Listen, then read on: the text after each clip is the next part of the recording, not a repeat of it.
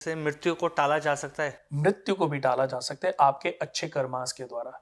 इस पे मैंने बहुत बार एक कहानी सुनाई है और वो कहानी राम और श्याम के, और बहुत जल्दी दोस्तों कुणाल वास्तु केंद्र या कॉफी विद कुणाल पे मैं इस स्टोरी को डालूंगा और आपके इसी सवाल का वो जवाब हो गया और विद इन नेक्स्ट 2 3 4 5 डेज में जी डालूंगा। जी जी। बट वो जरूर आप देखिएगा कि जो आपने मृत्यु को भी टाला जा सकता है, यानी कि दो दोस्त होते हैं, हाँ। उनमें से राम और श्याम, यानी कि पूर्व जन्म में 14 वर्ष की आयु में एक का राजा बनना लिखा था और एक को मृत्यु लिखा था, लेकिन इस जन्म में दोनों फुटपाथ पे से पैदा करके किसी ने छोड़ दिया या उनके माँ बाप की डेथ हो गई, उसी से लाइफ शुरू हुई। लेकिन इस जन्म में अच्छे पुण्यों ने और एक के खराब कर्मों ने जी। उस राज मुकुट को एक अशरफी भर थैली में कन्वर्ट कर दिया और उसकी मृत्यु को एक कांटे में। तो बड़ी प्यारी स्टोरी है, मैं बहुत बार मैंने ये सुनाई है और मैं इसको अपलोड करूंगा क्योंकि अभी समय कम होगा। जी बिल्कुल। और ये स्टोरी थोड़ी सी लंबी है बट मैं जरूर इसको, तो उससे ये पता चलेगा कि किस तरीके से मृत्यु को टाला जा सकता है।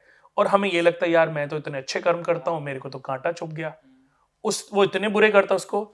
तो इसमें हमारे प्रारब्ध जुड़े होते हैं, यानी कि हमारे कर्मास जो दो घड़े हैं ना, एक पुण्य का, हम जो कर्म करते हैं इससे पाप फल और पुण्य फल तैयार होते हैं। बिल्कुल। यही जो पुण्य फल है मृत्यु के बाद जब हमें जन्म मिलता है, हमारे प्रारब्धों को लेकर के हमें जन्म दिलाते हैं, यानी कि हम राजा के घर में पैदा होंगे कि भिखारी के घर में होंगे, इंजीनियर के घर में पैदा होंगे कि डॉक्टर के घर में। जी। ये जो पैरामीटर कैसे तैयार होता है कि आप देखो कि हर घर में कोई ना कोई शादी होती है तो बच्चा भी होएगा। बिल्कुल।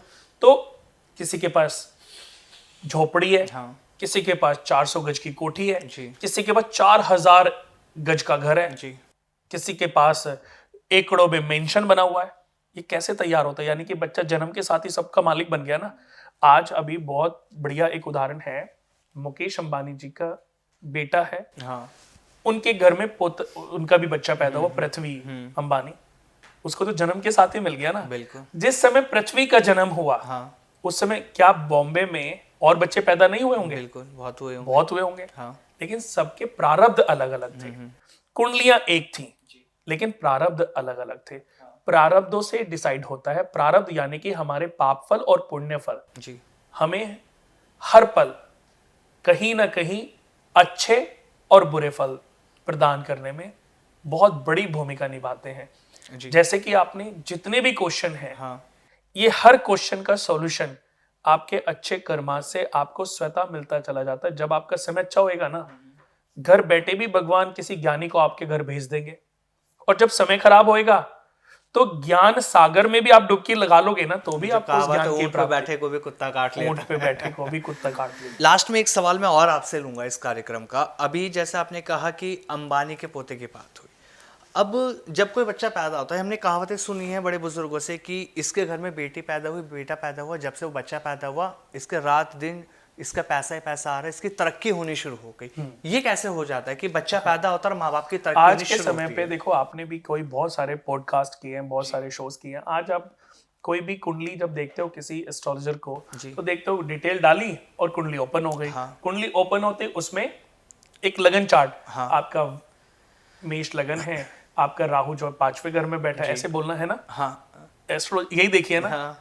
बट कभी आप मेरे साथ जितने भी पुराने शोज आप देखोगे तो मैं हमेशा देखता हूं कि बच्चा किस योग में पैदा हुआ। जब भी मैं एपिसोड की शुरुआत करता हूं तो मैं बताता हूं कि ये बच्चा शुभ योग में पैदा हुआ है, ये बच्चा वृद्धि योग में पैदा हुआ, ये बच्चा वरियन योग, व्यातिपात। तो ऐसे ही सबसे पहले मैं बता दूं कि बच्चे के पैदा होने के बाद जब पैदा हुआ तो पैदा होते किस्मत बदल गई पूरे घर परिवार की। तो ये योग होते हैं। अच्छा। शुभ योग, सौभाग्य योग, वृद्धि योग, शोभन योग, वज्र योग, हर्षण योग, इंद्र योग, वज्र योग, शुक्ल योग, ये इतने अच्छे योग होते हैं कि इन योगों में वृद्धि योग, सौभाग्य योग, आयुष्मान योग, वृद्धि योग, इनमें कोई भी बच्चा पैदा हो जाए तो वो घर को ही नहीं अपितु पूरी सोसाइटी की किस्मत को भी बदल देता है। वो सोसाइटी की किस्मत को ही नहीं, इस सराउंडिंग एरिया की किस्मत को भी बदल देता है। इस योग में ये दम होता है। योग के बाद देखा जाता है कि बच्चा किस नक्षत्र में पैदा हुआ है। अश्वनी, भरणी, कृत्तिका, फाल्गुनी, पूर्वा, भाद्रपद, पुष्य नक्षत्र, अश्वनी नक्षत्र होते हैं जो मूलों में काउंट होते हैं, रेवती, अश्लेषा, ज्येष्ठा, ये बुध के नक्षत्र जो मूलों में। फिर नक्षत्र देखा जाता है कि बच्चा किस नक्षत्र बहुत बड़ी भूमिका निभाता है मनुष्य के जीवन को अपग्रेड होने में।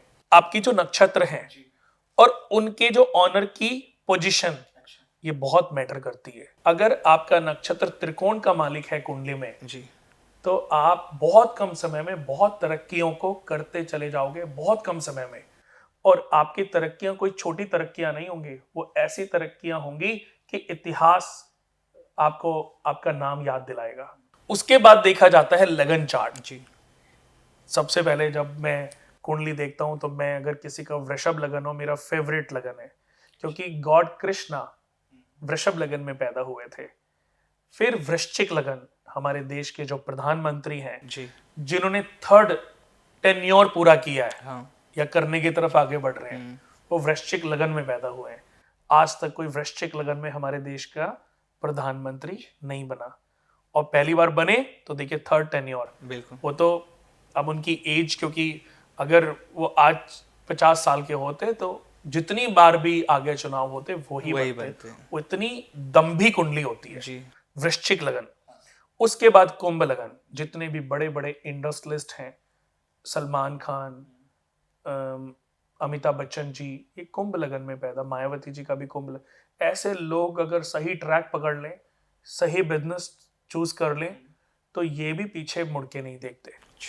बिल्कुल जीरो से बिल्कुल हीरो तक पहुंच जाते हैं। अमिताभ बच्चन जी इलाहाबाद में पैदा हुए, उन्होंने सही डिसीजन लिया, एक्टिंग लाइन चुनी, भले ही 10-17 फिल्में फ्लॉप हुई, लेकिन जब हिट मूवी दी तो उसके बाद सितारे बुलंदियों पर सितारे उनकी फिर कभी कोई फ्लॉप फिल्म बिल्कुल वो याद भी नहीं होगी। लोगों, उनकी फ्लॉप फिल्म को भी लोगों ने इतना बार देखा होगा, वो हिट हो गई होगी। उसके बाद आता है सिंह लगन। सिंह लगन में जितने भी आप देखोगे IAS, IPS, IRS, IFS, ये सब सिंह लगन के लोग हैं।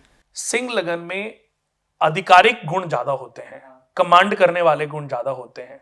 ये लोग अच्छे सांसद भी बन जाते हैं, अच्छे विधायक भी बन जाते हैं, अच्छे UPSC करके अच्छे IAS, IPS ऑफिसर बन जाते हैं, या अच्छे मैनेजमेंट, किसी बड़ी कंपनियों में जो CEO हैं, जो CFO हैं, ये बन जाते हैं। मैनेजमेंट इनके अंदर बहुत अच्छा होता है। ये 5 लगन जो हैं, ये 4 लगन जो हैं, ये सबसे स्थिर लगन काउंट होते हैं। अगर कोई भी एस्ट्रोलॉजर बात करता है तो स्थिर लगन को वैल्यू दी जाती है। ठीक है। बट सबसे टॉप लगन की मैंने जो जीवन में देखा है वो वृषभ लगन वालों को, कम समय में राजा, क्योंकि इस कुंडली में एक राजयोग बन जाता है, उसको बोलते हैं अखंड साम्राज्य। इससे बड़ा कोई राजयोग नहीं होता। अखंड साम्राज्य योग का मतलब है अधिपति राज। आप किसी स्टेट पे राज करो, या आप देश पे राज करो, या आप इस पृथ्वी पे राज करो, अधिपति योग, अखंड साम्राज्य योग होगा, तभी आप कर पाओगे।